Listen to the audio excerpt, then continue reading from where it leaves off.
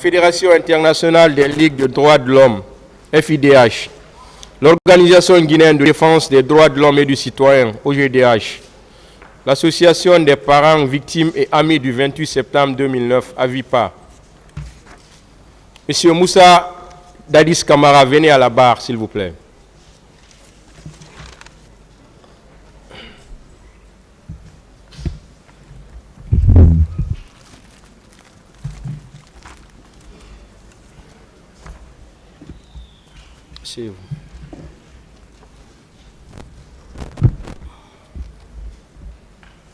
La partie civile a la parole pour la suite de ces questions. Avant de commencer, Monsieur Camara, je vous rappelle vos droits. Vous avez la latitude de répondre par oui ou par non, ou dire tout simplement que vous ne répondez pas. Merci, monsieur le Et Président. en ce moment, le tribunal appréciera. Et la partie civile qui doit poser des questions a aussi le droit de poser toutes les questions qui vont dans le sens des faits. Mais là, je vous dirais tout simplement de ne pas accepter de discuter les réponses que l'accusé va donner. Si vous n'êtes pas satisfait d'une réponse, vous pouvez reposer la question autrement. Mais vous ne pouvez pas discuter les réponses données par l'accusé. Allez-y, maître.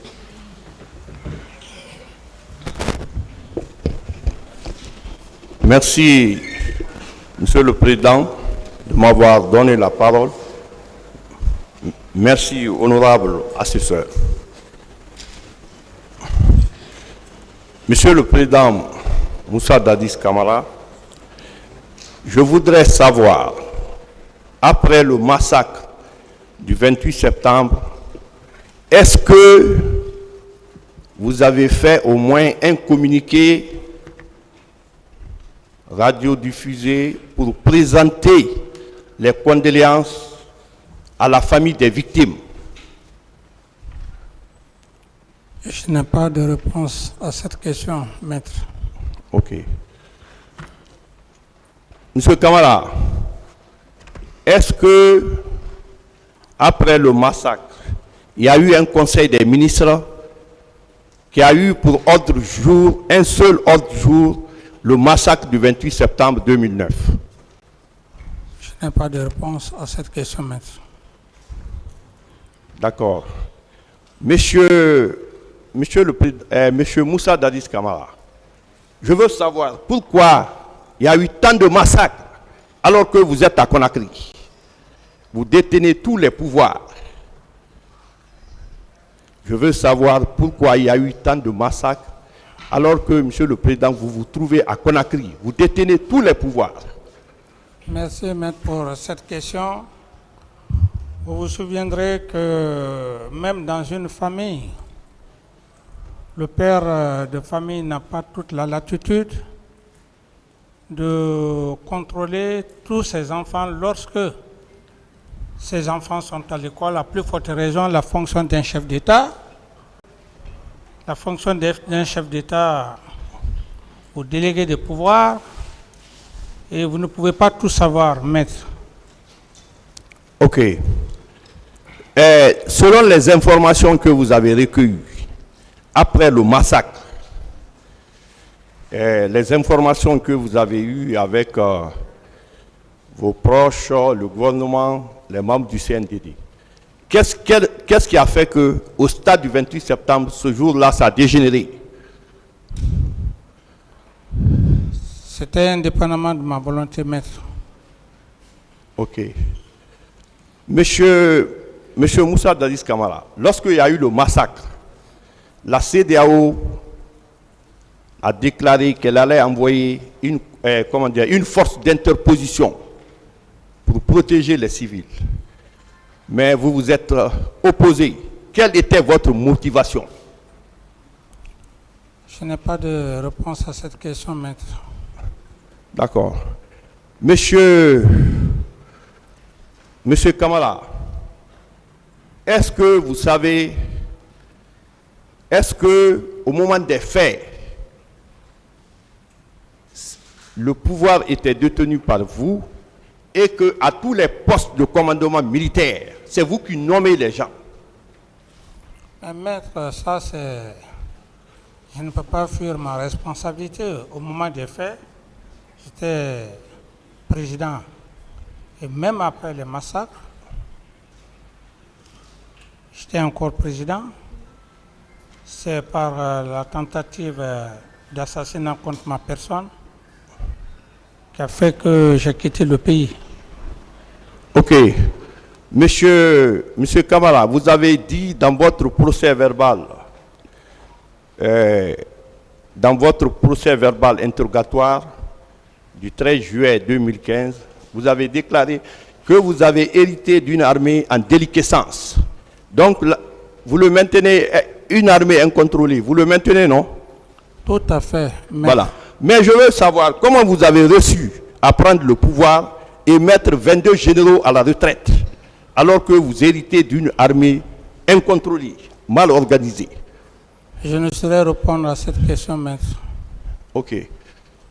Monsieur Kamara, concernant votre protection, la protection physique du chef de l'État, nous savons que il y a la protection immédiate, la protection rapprochée et la protection éloignée. Je veux savoir quelles étaient les unités qui étaient rattachées à la présidence pour votre protection, mais qui n'étaient pas la présidence, donc la protection éloignée. Quelles étaient les unités dans la capitale qui étaient rattachées à la présidence pour votre protection? Je ne saurais répondre à cette question, maître. S'il vous plaît. Je dis, je ne saurais répondre à cette question, maître. Ok. Quel était l'effectif du régiment, qui assurait votre protection? Il ne me revient pas de vous le dire, maître. Qu'est-ce que vous dites? Il ne me revient pas de vous le dire, maître. Ok. Monsieur Kamara, concernant la poudrière, tout le monde sait que la poudrière, c'est là où il y a l'arsenal de guerre. Le matériel du combat se trouve dans la poudrière. Comment quelqu'un qui est un sous-lieutenant peut détenir la clé? Parce que vous avez soutenu que la clé de la poudrière est détenue par Toumba. Qu'est-ce que vous en dites? Quand on parle de poudrière, ce n'est pas ce que vous imaginez pour dire qu'il y a une maison ou un magasin spécial dont les autres unités ne peuvent pas avoir leur magasin d'armement. Donc tout magasin d'armement où il y a des obus, des armes de guerre, dès lors qu'il y a des obus, des grenades, c'est déjà une poudrière par rapport à la question que vous posez. Et concernant la deuxième question, j'en ai déjà parlé.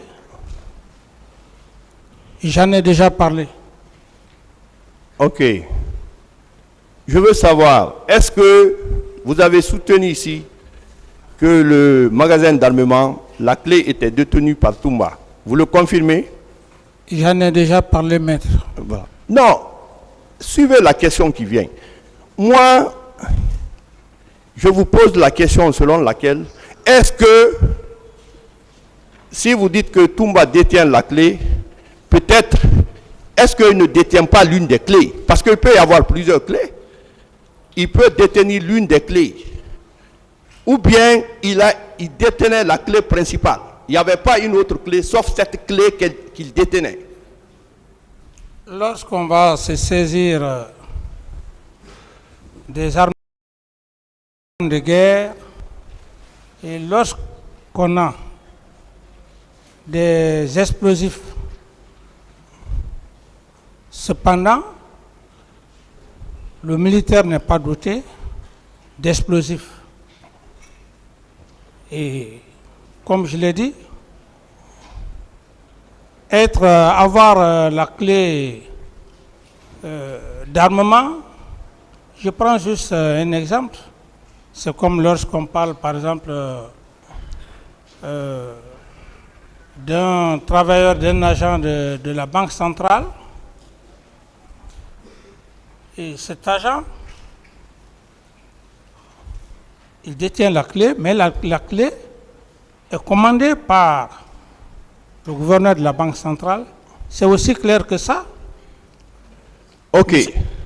Donc, si je comprends, vous va détenir la clé, mais à votre nom. Non. C'est lui qui sait comment il arrivait à s'armer.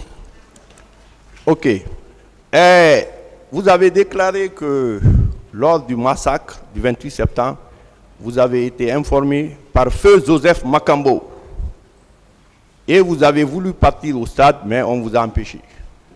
Monsieur le Président, je veux savoir, est-ce que vous n'êtes pas parti au stade, mais est-ce que c'est exclu à travers votre bureau où vous êtes assis que vous fassiez des communications téléphoniques pour parler à certains en termes d'instruction? Non.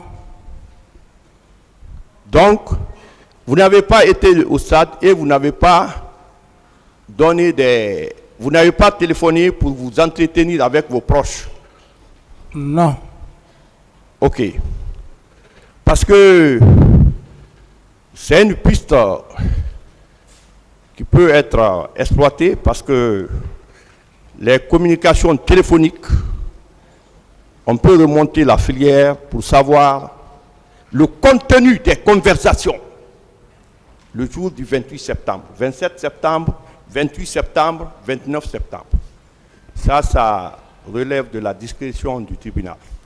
Tout à fait. Si vous avez Voilà. ces moyens... Monsieur Kamala. Oui. Au niveau, je veux savoir, quelles sont les attributions d'un commandant en chef des forces armées en transition, c'est-à-dire pendant son exercice? Monsieur le Président Moussa Dadis Kamara était commandant en chef des forces armées. Je veux savoir vos attributions. Je n'ai pas de réponse à cette question. Ok. Monsieur Kamara, vous avez déclaré ici que vous partagez le pouvoir avec le général Sekouba Konaté. Je veux savoir, est-ce que, quand vous étiez aux affaires, entre les différents membres du CNDD, bien sûr, le premier vice-président, c'était Feu Mamadouba Toto Kamara. Le deuxième vice-président, c'était général Sekouba Konaté. Est-ce qu'il y avait un écrit qui définissait les attributions de chacun dans l'exercice du pouvoir? Ça, c'est par rapport à la prise du pouvoir. C'était un compagnon d'armes auquel j'avais confiance. Et j'ai même déclaré ici, quand j'ai fait passer le communiqué de la prise du pouvoir, il m'a conduit jusqu'au pont 8 novembre. Chose qu'après, plus tard, que j'ai compris que c'était dangereux. Donc, la confiance, c'est la confiance qu'il faut comprendre. Ce n'est pas un problème de hiérarchie, c'est la confiance. Ok.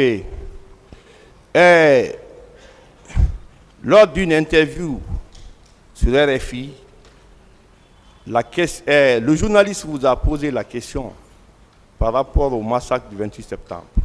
Vous avez déclaré que ce n'est pas parce qu'on est président qu'on maîtrise la situation. Et les ministres, chaque ministre doit jouer son rôle. Qu'est-ce que vous dites par rapport à ça? Quelle analyse faites-vous de cette déclaration? Posez clairement la question, que la question soit simple. Pour ma compréhension. Reprenez la question, certes, il n'a pas compris. J'ai dit, lors de votre interview sur la radio France Internationale, quand le journaliste vous a posé la question, vous avez dit concernant le massacre, ce n'est pas parce que concernant votre responsabilité, vous avez répondu aux journalistes, ce n'est pas parce qu'on est président qu'on maîtrise toute la situation. Il y a des ministres. Pourquoi il y a des ministres? Chaque ministre doit jouer son rôle. C'est ça. Oui, c'est tout à fait clair, maître, comme je vous l'ai dit, que ce n'est pas parce qu'on est président qu'on peut contrôler toute la situation. Ok. Monsieur le Président, lors d'une interview, vous avez déclaré que si on entend la démocratie, ce sont les militaires.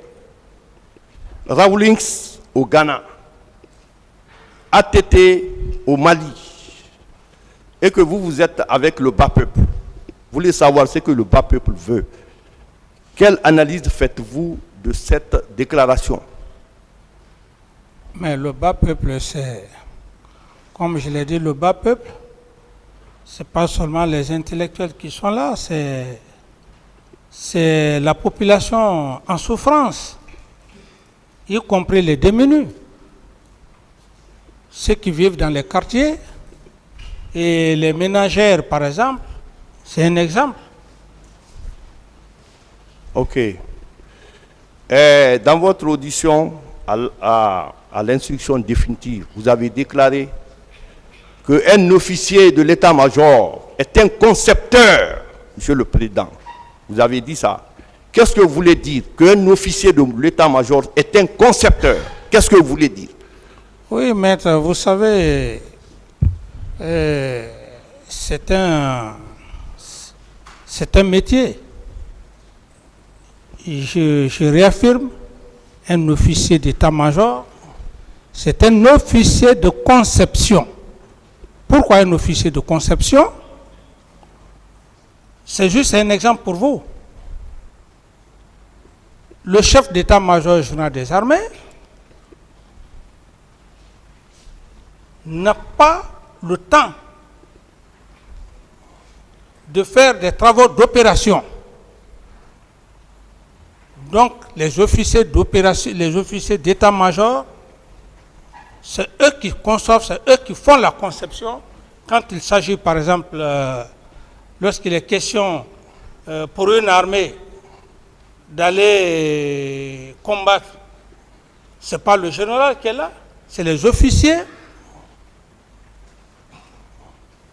d'état-major.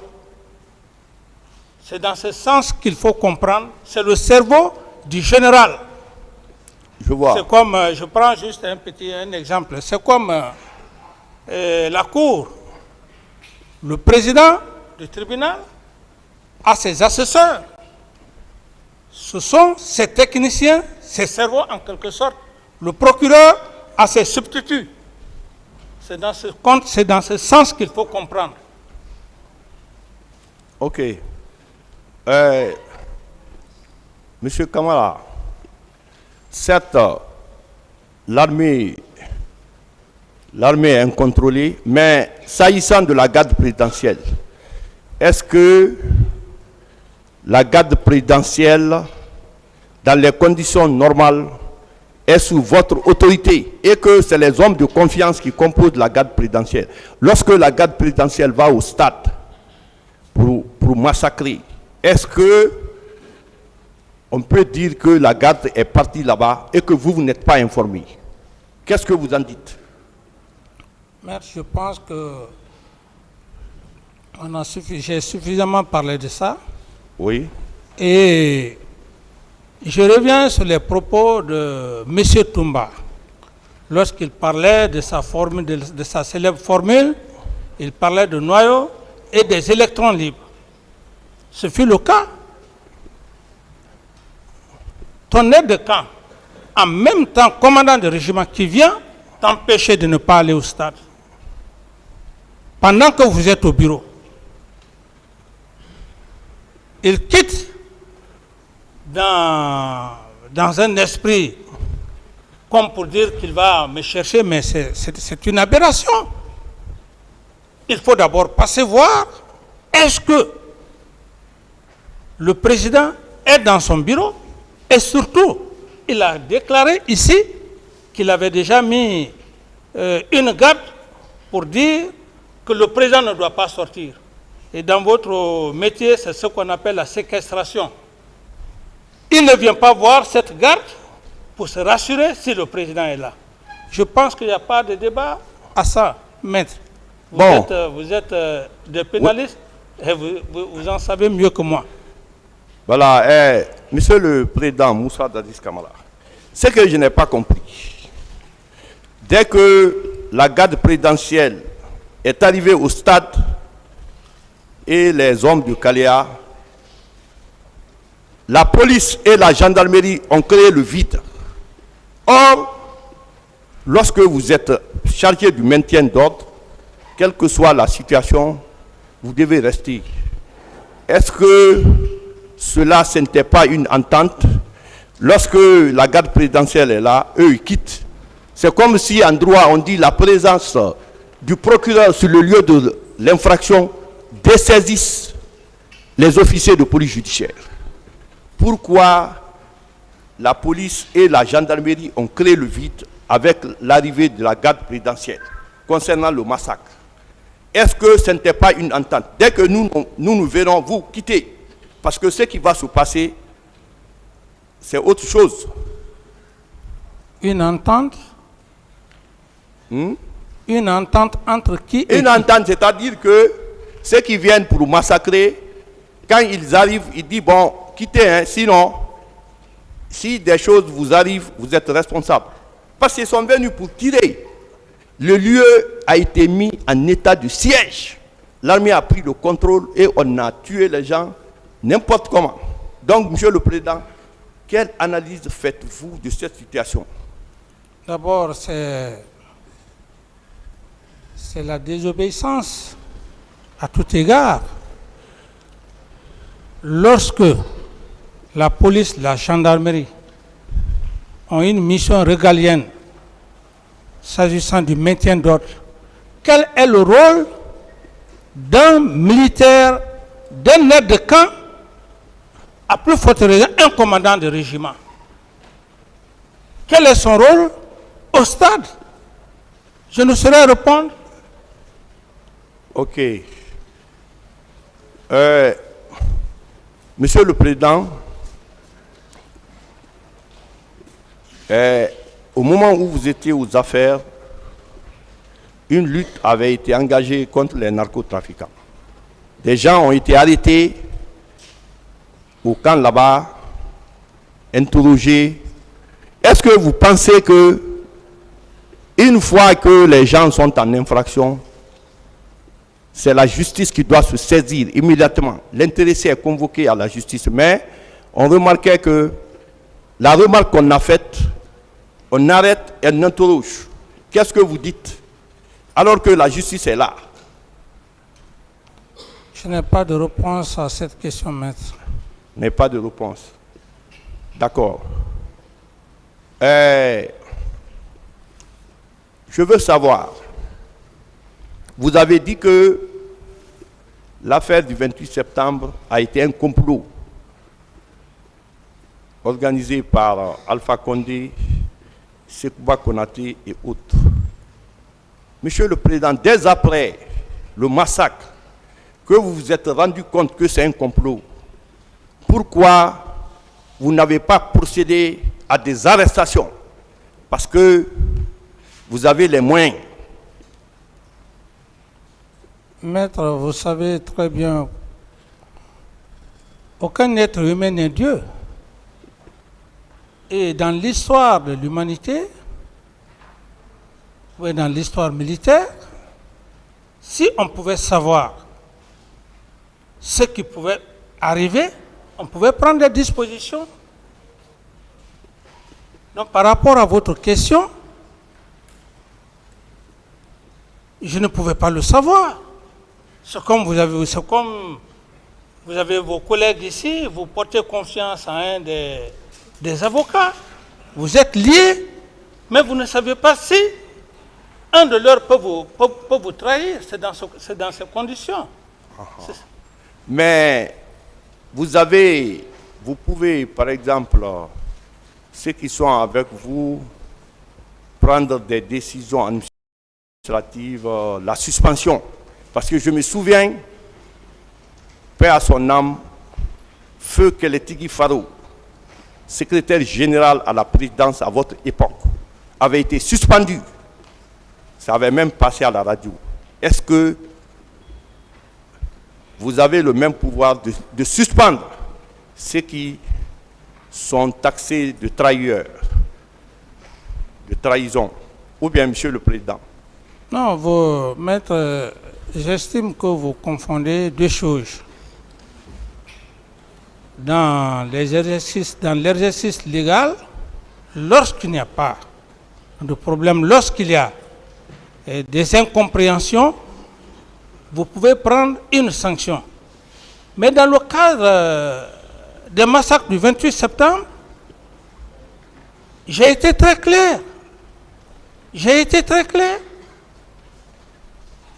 À force de prendre une sanction, comme vous le dites, ou bien d'émettre M. Toumba de ses fonctions, on ne serait pas là aujourd'hui devant vous. En plus, ma sanction était subordonnée, était même, si je peux le dire, était inférieure par rapport à la commission nationale qui a été faite, et le ministre de la Justice à l'époque, garde des Sceaux, a saisi le procureur général de la République, si j'ai bonne mémoire. Ensuite, il y avait une commission internationale. Alors, comment voudrez-vous que je puisse prendre une sanction du moment qu'il y a une commission nationale? Le procureur, le ministre de la Justice est saisi, une commission internationale. Il fallait me subordonner à ces deux institutions, à la fois nationale et internationale. Ok. Selon la commission nationale d'enquête indépendante, à la page 5, à la page 15, 7e paragraphe, il est écrit que les manifestants ont été blessés, fracturés. Certains manifestants qui couraient ont été abattus. Et une partie des manifestants se sont cachés dans la cour de la CMIS, Compagnie mobile d'intervention de sécurité. Et les militaires sont partis les pourchasser. Il a fallu l'opposition de la police. Monsieur le Président, quelle analyse faites-vous de cet écrit qui a été fait contradictoirement sur votre présidence, que vous avez vous-même voulu que ça se fasse? C'est indépendamment de ma volonté. J'ai joué un rôle capital. Je ne me suis pas limité à l'international. Cette commission nationale, je n'avais aucune autorité sur cette commission nationale. Elle était indépendante. Et dans cette commission, il y avait même des magistrats aussi et une bonne partie de la société civile. Alors, donc, je suis vraiment désolé que vous me rappeliez de cette situation. Ok. Monsieur le Président, dans l'une de vos interviews, vous avez dit qu'on vous a posé la question de savoir pourquoi vous n'avez pas procédé à des arrestations. Vous avez dit que vouloir procéder à des arrestations, que ça serait un règlement de compte. Qu'est-ce que vous voulez dire? Oui, règlement de compte, mais la justice est là. La justice, on ne peut pas arrêter des gens sans fondement. C'est pour cette raison d'ailleurs que j'ai donné instruction à l'époque au ministre de la Justice pour des enquêtes, et c'est cette justice qui devrait faire des arrestations. Ok. Bon, Monsieur le Président, quand on parle d'arrestation ici, selon nous les professionnels, c'est de permettre à la justice de convoquer les suspects, ceux qui sont accusés du massacre. La justice les convoque C'est comme, après votre départ, il y a eu, la justice s'est saisie en mettant en place 3 juges qu'on appelle juges pool d'instruction. Les juges de pool d'instruction pour faire la lumière concernant les massacres. Donc, en ce moment-là, Monsieur le Président, si je parle d'arrestation, c'était de les mettre à la disposition de la justice, qu'ils viennent être auditionnés par les officiers de police judiciaire, par le juge d'instruction, la justice. C'est ce qu'on veut dire comme arrestation. La venue de la commission, elle est bonne, mais personne ne peut relater les faits plus que vous, ceux qui ont vécu le massacre. La commission internationale, c'est un organisme étranger. Quand ils viennent, ils posent la question à ceux qui ont vécu les faits. C'est comme un avocat et un client. L'avocat n'a pas vécu les faits, Quelle est la mais question, le client maître? l'explique. Monsieur le Président, je veux savoir que je veux lui poser la question selon laquelle pourquoi il a dit que les arrestations seraient un règlement de compte alors qu'il y a eu massacre. Oui, maître, le terme est très clair. Il y a eu massacre. Il faut préalablement faire des enquêtes pour arrêter X ou Y. Et surtout à l'époque, il y avait le ministre de la Justice, garde des Sceaux. Je lui ai instruit. Je pense que la justice est au-dessus de tout. D'accord. Est-ce que, à l'époque, M. Mandiou, M. Colonel, il était colonel, hein, Colonel Mandiou Djoubati, c'était lui le directeur de votre bureau de presse, celui qui lisait les décrets à la télévision, Mandiou Djoubati, Colonel Mandiou Djoubati. Est-ce que c'était lui le directeur du bureau de presse à la présidence? Je n'ai pas de réponse à cette question, maître. Ok. Monsieur le Président, concernant le régiment, vous savez, le régiment, c'est l'ensemble des bataillons qui forment le régiment. Est-ce qu'aujourd'hui, vous êtes d'accord que les chefs de section, les chefs de compagnie de ce régiment comparaissent devant le tribunal pour donner leur version des faits? Je vous pose la question. Est-ce que, Monsieur le Président, j'ai tout le respect, je vous accorde tout le respect dû à votre rang, mais je veux savoir, est-ce que vous êtes d'accord que tous les commandants de compagnie et les chefs de section du régiment comparaissent devant le tribunal pour donner leur version des faits, pour savoir plus? Est-ce que vous êtes d'accord, Monsieur le Président? Oui, mais on est devant le tribunal criminel. C'est au tribunal criminel où Monsieur le procureur, c'est l'empereur des poursuites. C'est pas à moi de décider.